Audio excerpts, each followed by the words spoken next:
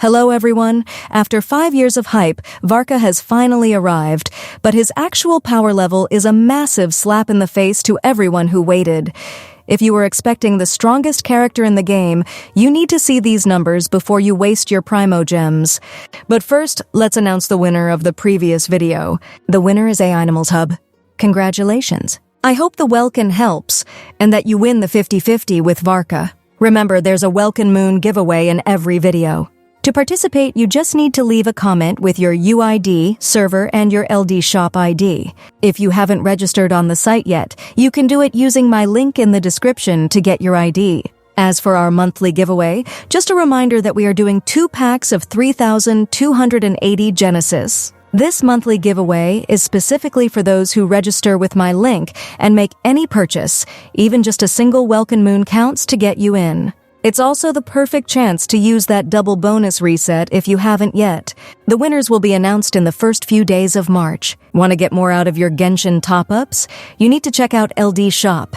It's a platform developed by the LD Player Group where you can save up to 30% compared to in-game prices. It's 100% safe and reliable. All you need is your UID and server. No passwords required.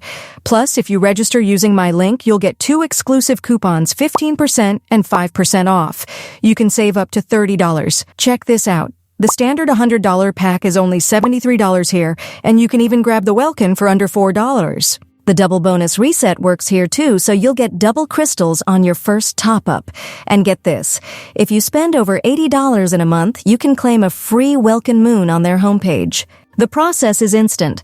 Pick your pack, enter your UID, and see the crystals hit your account in seconds. Stop overpaying for your pulls. Click the link in the description or pinned comment and start saving today. We just sat through a massive special program where Hoyoverse spent 21 entire minutes explaining Varka. They even gave him his own high-budget animated trailer, which usually means a character is going to be a must-pull. They are clearly trying as hard as they can to sell him to us, but behind all that flash and the cool animations, there is a serious problem. Varka is entering a game that has evolved way past him.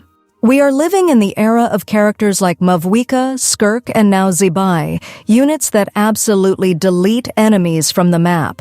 Varka, on the other hand, feels like he's stuck in the past. Today, we're going to break down exactly why Varka's kit is disappointing, why his damage is struggling to meet the modern standard, and the Durin tax you have to pay just to make him viable. If you've been saving for 5 years, you really need to hear this, because the Grand Master might just be a grand disappointment. Let's start with Varka's kit. His gear feels like a recycled greatest hits album of every Mondstadt character we've seen since 2020. Now, from a lore perspective, this is actually kind of cool. The idea is that Varka is the one who trained everyone in Mondstadt, so his moves are supposed to be the original versions of what Jean Diluc or Euler do. It's a nice touch for the story fans, but in terms of actual gameplay, it feels lazy. The biggest issue right out of the gate is his normal attack string. Visually, it's stunning. He dual-wields 2 claymores with incredible speed and skill. It looks powerful, but the reality is that his normal attacks by themselves are almost useless. They are just eye candy. You aren't going to be doing any real damage just by swinging those swords around normally. To actually get anything done, you are forced to rely entirely on his elemental skill to change your multipliers and give him the infusion he needs to function. But the real challenge isn't just that his kit feels old, it's that it's incredibly expensive to run. In the current state of Genshin Impact, we have a standard for damage. If a character isn't hitting certain numbers, they are considered a luxury pull, not a meta one. Varka is entering the game with a massive weight on his shoulders because he's been hyped for 5 years.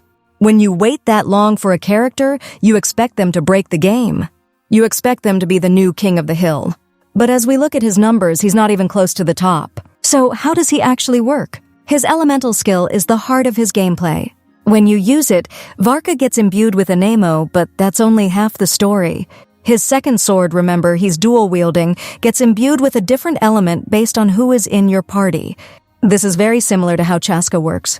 If you have a pyro character, that second sword turns into a flame blade. If you have hydro, it's water. The best team for him right now seems to be the combo of Durin, Bennett, and Venti. In this setup, his second sword is imbued with pyro.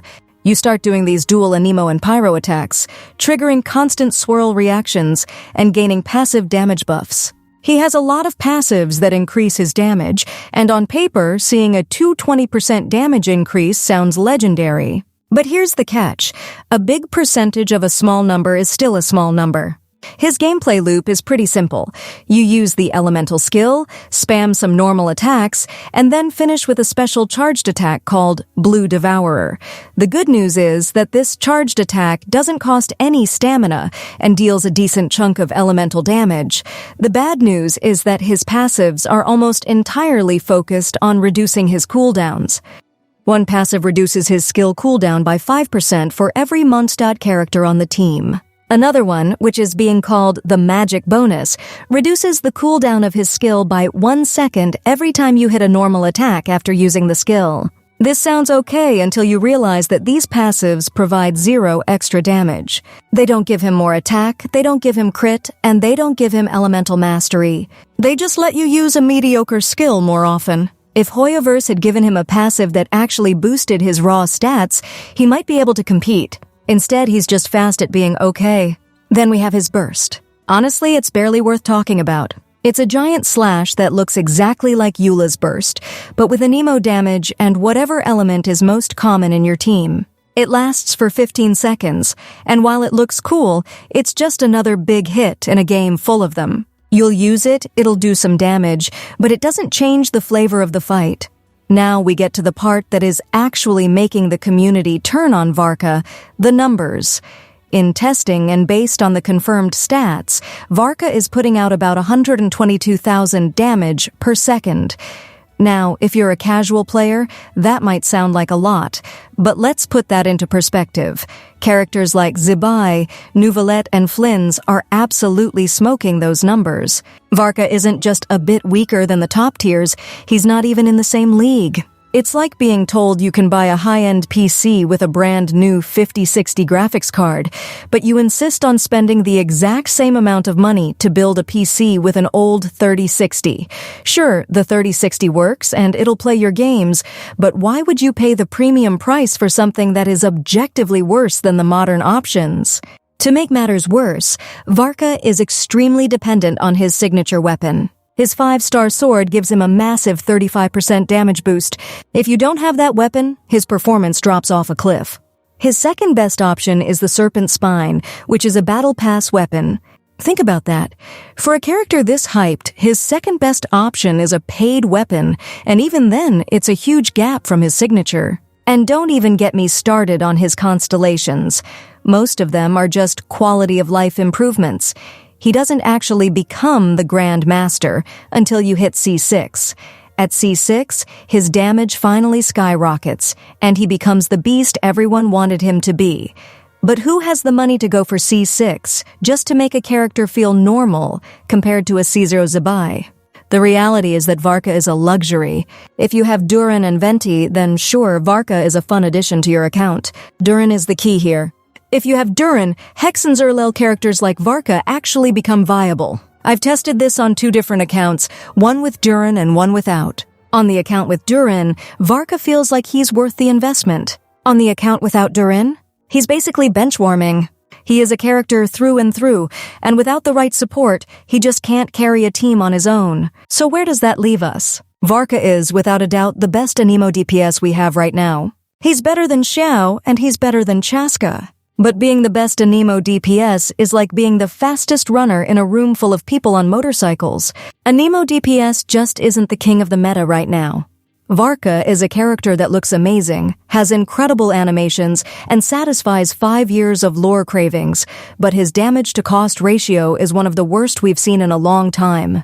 If you want to improve your account and clear content faster, you're much better off pulling for Zibai or saving for the next Mavuika rerun. Varka is for the fans, not for the meta chasers. He could have been so much more, but it seems Hoyoverse was more worried about his trailer looking good than his numbers actually mattering. What do you guys think?